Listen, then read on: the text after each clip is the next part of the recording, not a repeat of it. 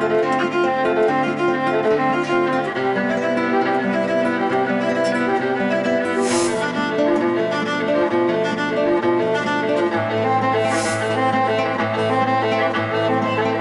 es el curso Cómo actuar frente a desastres de Aprendamos, una oportunidad para superarnos. Hola, bienvenidos todos al primer repaso del curso Cómo actuar frente a desastres de Aprendamos. Gracias por los correos electrónicos, llamadas y preguntas enviadas a nuestro programa. En base a ellos, hemos estructurado la presente emisión, que tiene como tarea recordar a los alumnos temas importantes vistos hasta ahora en el curso. Un tema que llamó la atención de nuestros televidentes y sobre el que hicieron distintas preguntas fue el Plan Familiar de Emergencia. En este capítulo se explicó que la familia debe ser el primer comité de prevención y protección en casos de desastres y que cada familia debe elaborar un plan para actuar con mayor seguridad en emergencias. Entonces, repasemos el tema. Hay que tomarlo con seriedad porque si no, las cosas van a salir mal. O sea, no, suponiendo que estén en los dormitorios, de igual manera, ¿no? Están en los dormitorios, salir hacia el patio, que es la zona más segura, ¿no? Y colocarse en el centro del patio, no pegado a las paredes, porque ahí también sigue siendo una zona peligrosa.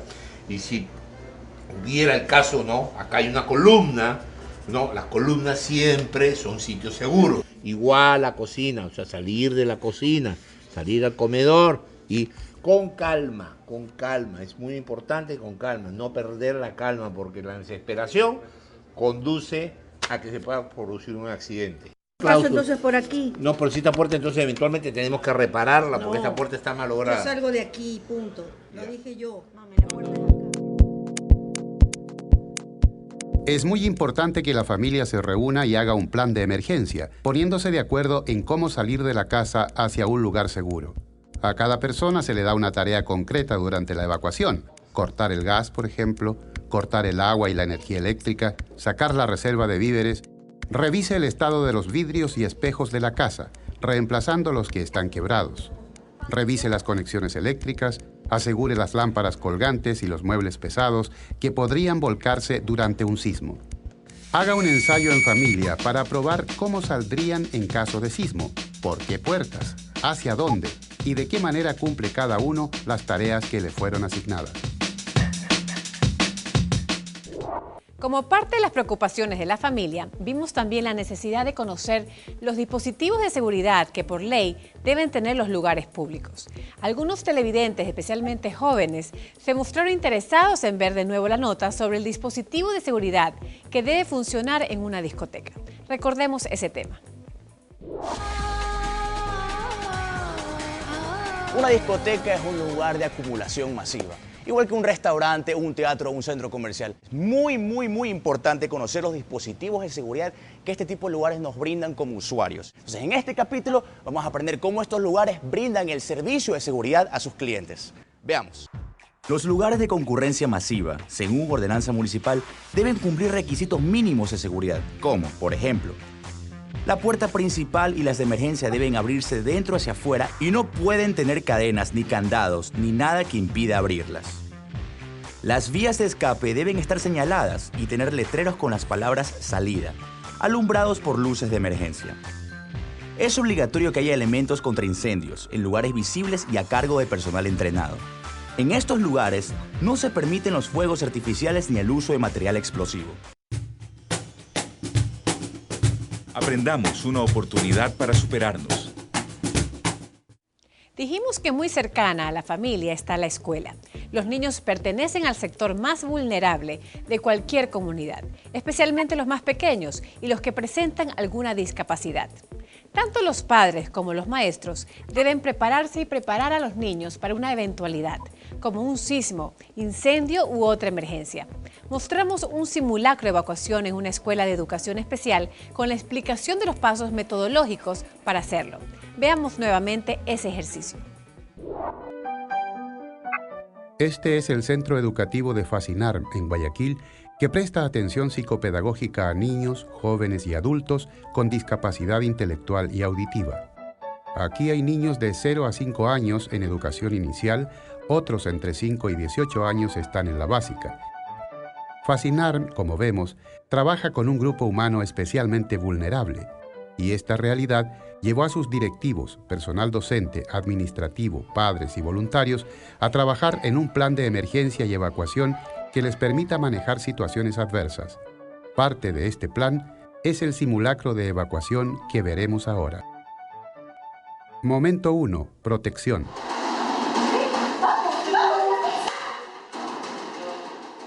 Los niños aprenden que durante un sismo deben agacharse, agarrarse y protegerse. Momento 2. Evacuación.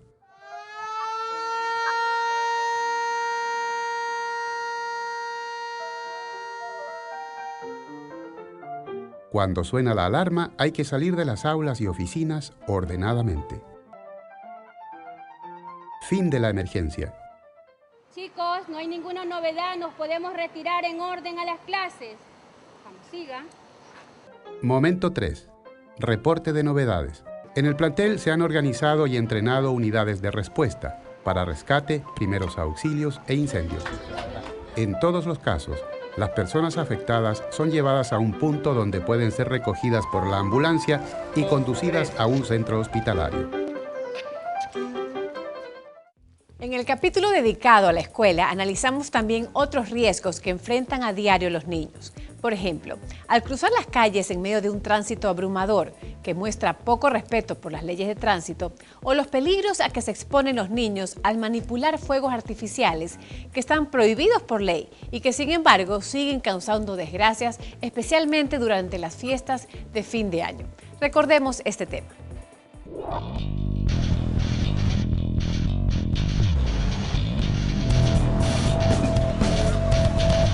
A ver, chicos, ¿cómo hacen ustedes para cruzar la calle?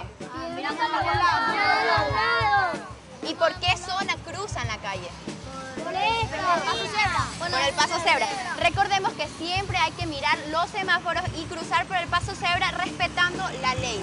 Bueno, ahorita es el momento preciso. Crucemos. Por la zona cebra. Vamos. Vamos, mi amor.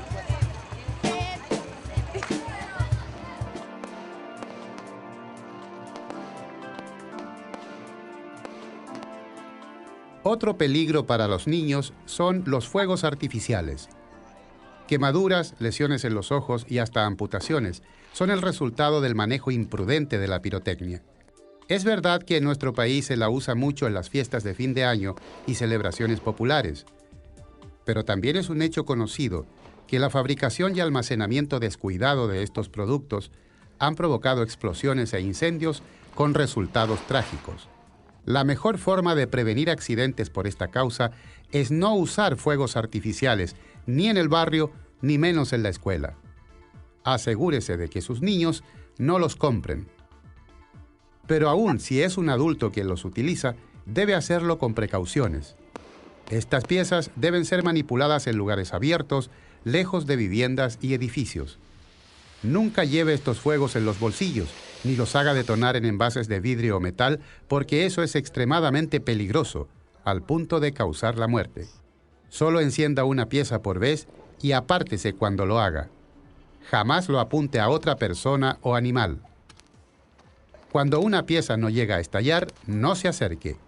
Tenga agua siempre a mano para echarle a las piezas que ya usó.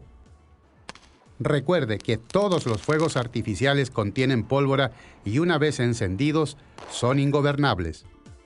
La venta y almacenamiento de petardos, diablillos, buscapiés, camaretas y demás productos elaborados con pólvora están prohibidos y penados por la ley. Solo se autorizan espectáculos pirotécnicos manejados por especialistas. La ciencia moderna nos ha hecho entender que formamos parte de un gran sistema natural en el que la tierra, el aire, el agua y la energía solar se entrelazan. Nada ni nadie está aislado, todo está unido con todo. ¿Qué es la atmósfera y qué fuerzas la mueven? Este conocimiento es muy importante para entender los cambios que están ocurriendo en el tiempo y en el clima. Veamos nuevamente este importante tema. La atmósfera es la capa de gases que rodea nuestro planeta y gracias a ella hay vida. La atmósfera está en constante movimiento, se calienta o se enfría, se satura de agua o se libera de humedad, y estos cambios pueden llegar a ser destructivos, pero tal vez sin ellos la vida en la Tierra no existiera o sería muy distinta de como la conocemos. El calor del Sol es la energía que controla nuestro clima. El clima, en gran medida, depende de un simple hecho. El aire caliente sube y el aire frío baja. Cuando calienta los océanos y lagos, una parte del agua se evapora. De los bosques y del suelo también sube vapor de agua a la atmósfera. Este vapor, mientras asciende, se enfría y se condensa. Así nacen las nubes, las lluvias, la nieve, la niebla y otras precipitaciones. El agua, igual que el aire, es un factor clave para la formación del clima. Los océanos llevan el agua fría y caliente alrededor del mundo. Las diferentes temperaturas entre la Tierra y el mar modelan el clima en las distintas regiones. Hay sitios en el mundo donde llueve mucho y otros donde casi no llueve. Hay lugares con 4 estaciones en el año, mientras nosotros tenemos solo 2, una lluviosa y una seca. El clima de nuestro país está influenciado por su ubicación en la zona ecuatorial, la cordillera de los Andes, la selva amazónica y el Océano Pacífico. Hay comportamientos del clima que van más allá de lo normal y afectan a la población, vientos huracanados, por ejemplo, lluvias torrenciales, inundaciones y sequías. Algunos de estos comportamientos se pueden predecir y eso nos ayuda mucho a tomar precauciones.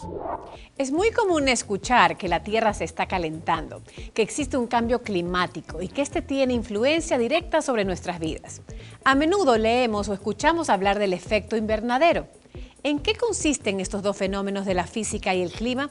A continuación los conoceremos de forma bastante sencilla.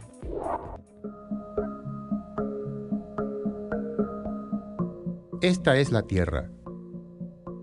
La capa de gases que la rodea es la atmósfera. Entre las funciones de la atmósfera está la de atrapar energía solar y mantener dentro del planeta unos 15 grados centígrados, temperatura que permite que haya vida así como la conocemos. Sin atmósfera, los rayos del Sol escaparían al espacio y la temperatura a nivel del suelo bajaría a unos 18 grados centígrados bajo cero.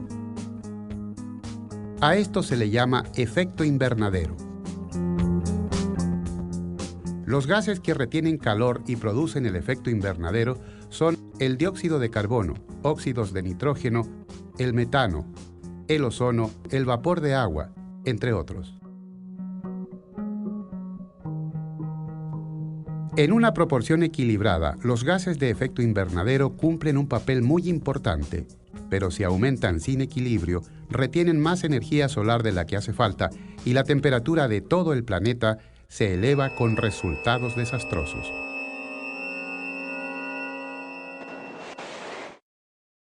¿Por qué aumentan los gases de efecto invernadero?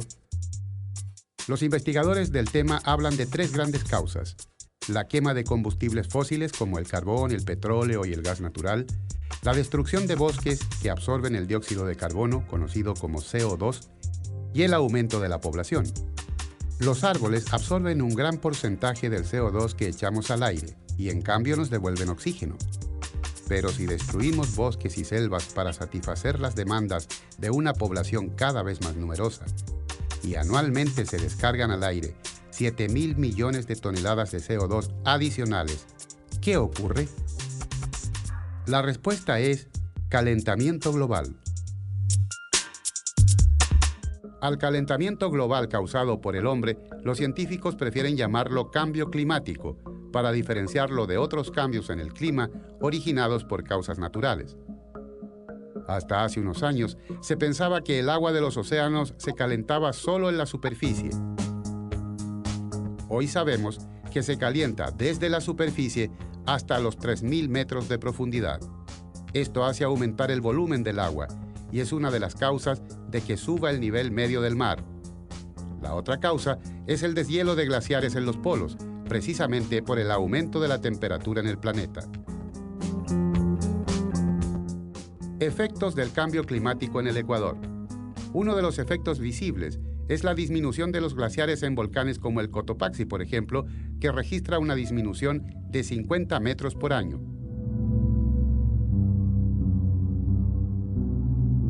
En el borde costero se han visto aguajes más intensos y más frecuentes.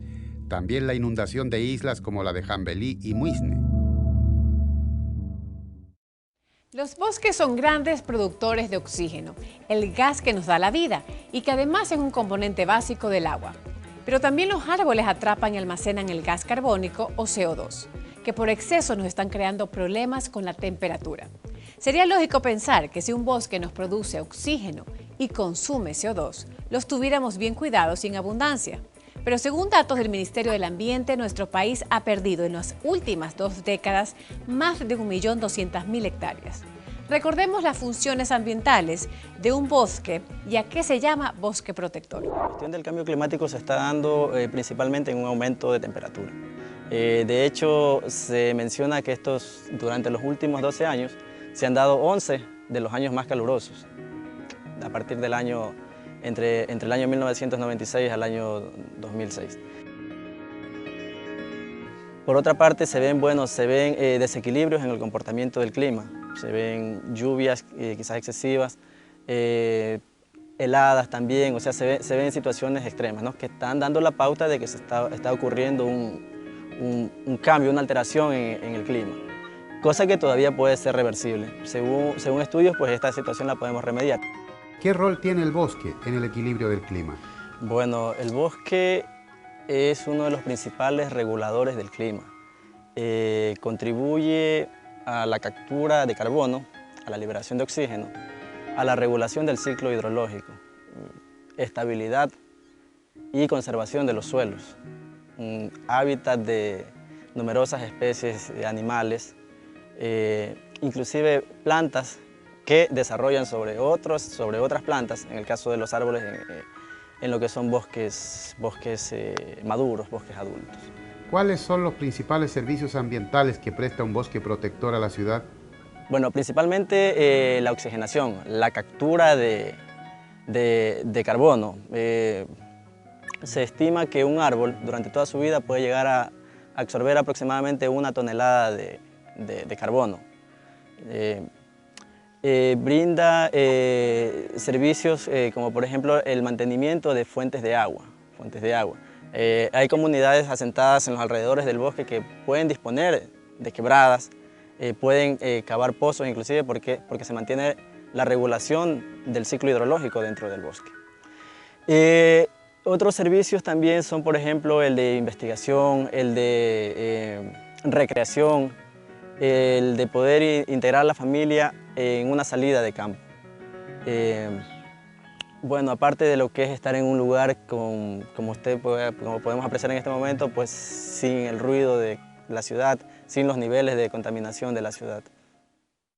El calentamiento de las aguas superficiales del Océano Pacífico frente a las costas de Ecuador, norte de Perú y sur de Colombia modifica el clima de los países cercanos a la línea ecuatorial y altera el clima en otros puntos del planeta. A este fenómeno se lo conoce como el Niño.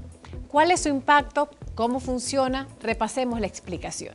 El Niño es un fenómeno del océano y la atmósfera que afecta al clima mundial. En algunos países produce lluvias torrenciales e inundaciones y en otros sequías. Los pescadores lo llaman el Niño porque ocurre cerca de Navidad. Las zonas más afectadas son América del Sur, Indonesia y Australia. En épocas normales, los vientos alisios soplan de este a oeste y arrastran las aguas cálidas superficiales desde nuestras costas hasta Indonesia y Australia. En esa orilla, el mar está a 50 centímetros más alto que en la nuestra y la temperatura también es más alta, lo que genera gran humedad y fuertes lluvias en el sudeste asiático. A nosotros, en cambio, nos baña la corriente fría de Humboldt. Hay poca evaporación, las aguas cálidas son superficiales, pero esto permite el ascenso de aguas profundas con nutrientes que alimentan una rica fauna, lo que convierte al Pacífico sudamericano en una zona pesquera privilegiada.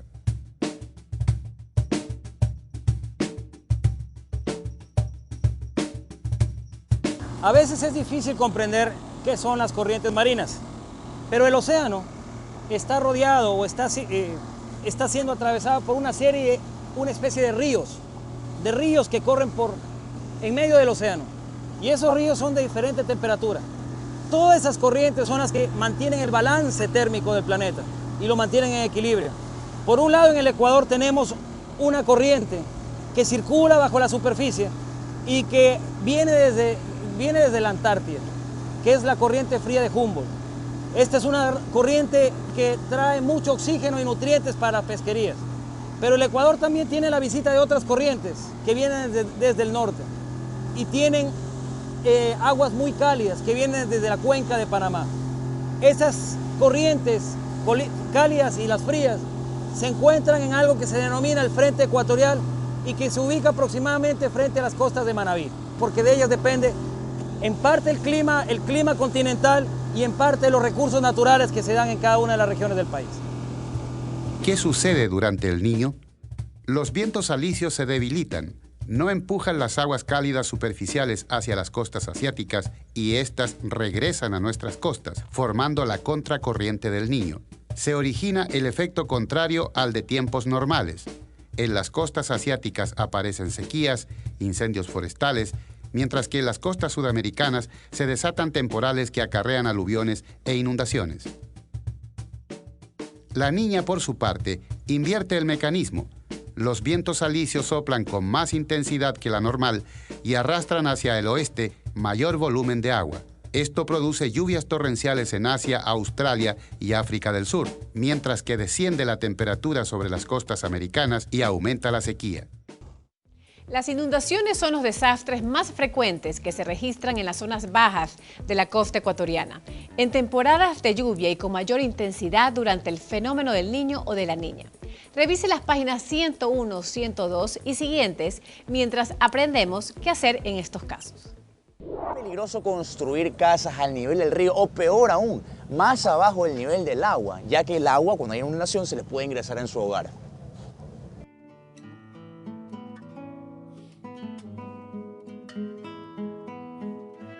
¿Qué hacer en estos casos? Hay que vigilar la subida del caudal en la época lluviosa y sobre todo tomar medidas de prevención, como plantar árboles y arbustos de rápido crecimiento en las orillas. Si toca evacuar hay que tener elegido un lugar alto, más seguro para llevar a la familia. Y en general es mejor no construir casas en sitios bajos. Pero si no tiene otra opción, construya la casa sobre pilares, como fueron siempre en el campo costeño. Claro, bueno, pero veo personas que ya están tomando algunas medidas de cambio, como veo estas fundas, por ejemplo, para proteger la erosión, supongo. ¿Nos puede explicar para qué sirven estas fundas? Hubo una ruptura, entonces los moradores de aquí del recinto han decidido protegerlo con plástico para la fuerza de la corriente que no destruya el muro y hacerlo rústicamente, aunque este no es lo adecuado, pero ellos tratan de prevenir los riesgos. El muro es donde estamos parados en este momento, sí. Y el muro sumado al plástico contrarresta el agua para que no termine de desgastar el muro y no llegue a las casas.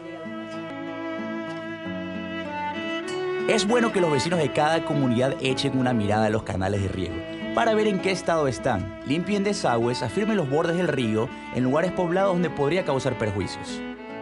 Cuando la inundación pasa hay que recorrer la vivienda para ver los daños y repararla. Será muy útil organizar una minga con los vecinos para abrir salidas al agua estancada y de esa forma evitar plagas de mosquitos, transmisores del dengue y el paludismo. Por lo general, una inundación contamina el agua, de manera que en estos casos hay que hervir siempre el agua que vamos a consumir. Este es el primer repaso de los temas tratados hasta ahora en el curso Cómo actuar frente a desastres de Aprendamos.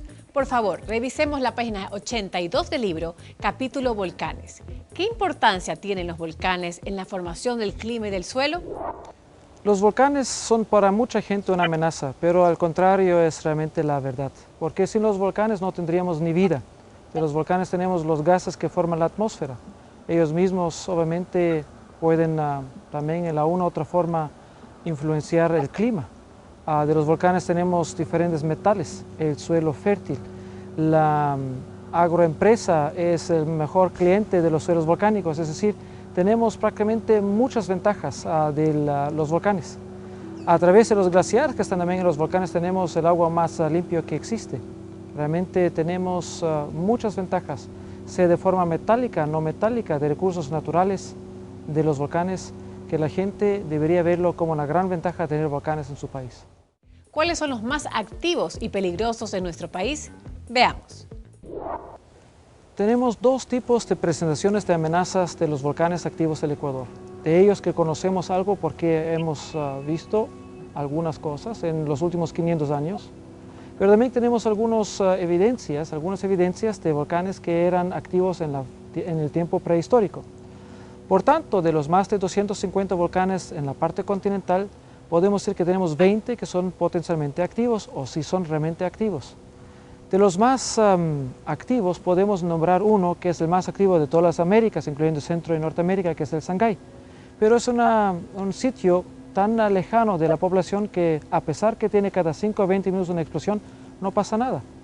Al otro lado tenemos un volcán que no es tan peligroso, pero es tan cerca de la población como es Tungurahua para Baños y alrededor de sus flancos, en cual podemos decir que es un volcán potencialmente bastante peligroso. Otro volcán que era en tiempo histórico, es decir, en los últimos 500 años, bastante activo y bastante mortal, es el Cotopaxi. El Cotopaxi ha matado mucha gente cada más o menos 117 años, así conocemos la historia del volcán. La última vez en el 26 de junio de 1877. Sin embargo, el Cotopaxi es el sexto más peligroso volcán del Ecuador, del cual está delante de este volcán el Sumaco, que está en el oriente, que es el quinto más peligroso. El Cuicocha es el cuarto más peligroso, el Quilotoa el tercer más peligroso, el Pululahua al norte de Quito es el segundo más peligroso, y el Chalupas, un volcán a la parte sur del Cotopaxi, es el más peligroso de esos volcanes. Al otro lado debemos decir, de estos 6 volcanes, solo 2 estaban activos en tiempo histórico, que es el Cotopaxi y Sumaco, y de los 2 solo hubo testigos solo del Cotopaxi, y por tanto, el más temido de todos los volcanes es el Cotopaxi. El volcán Tungurahua está en plena actividad ya por más de una década. Su ceniza ha llegado a provincias de la sierra y de la costa. ¿Qué debemos saber acerca de la ceniza volcánica para protegernos? Aprendamos. ¿Cómo actuar cuando cae ceniza?